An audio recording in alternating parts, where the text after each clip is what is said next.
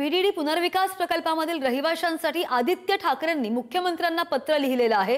स्थलांतरितांना देण्यात येणारं 25,000 रुपये भाडं 40,000 करण्याची मागणी या पत्रामधून केली आहे। म्हाडाकडून देण्यात येत असलेल्या भाडे रकमेमध्ये वाढ करण्याची आदित्य ठाकरेंची पत्रामधून मागणी आहे। बीडीडी चाळ पुनर्विकास प्रकल्पांतर्गत स्थलांतरित करण्यात आलेल्या सगळ्या रहिवाशांना म्हाडाकडून दरमहा 25,000 इतकं भाडं दिलं जात आहे।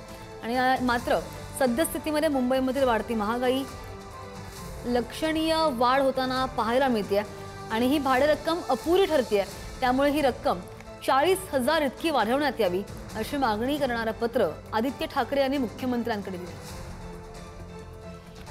या संदर्भात आणखी जाणून घ्या आमचे प्रतिनिधी पद्मेश पवार आपल्या सोबत आहेत। पद्मेश, आपण लेटर पाहतोय स्क्रीनवर, रहिवाशांचं यावर काय म्हणणं आहे आणि आता मुख्यमंत्र्यांकडे जी मागणी केलेली आहे त्यावर काही उत्तर आलेलं आहे का?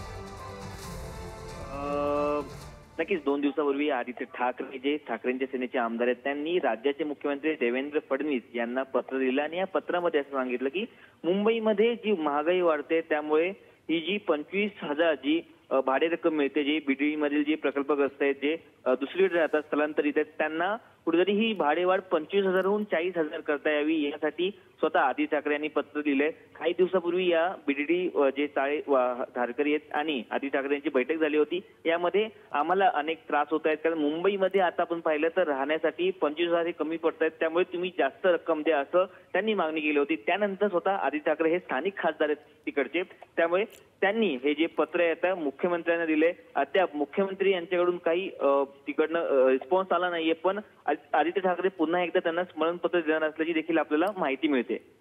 अगदी पद्मेश, धन्यवाद दिलेल्या सगळ्या सविस्तर माहितीसाठी। आता मुख्यमंत्र्यांकडून या पत्रावर काय प्रतिक्रिया येते याकडे सुद्धा लक्ष असेल।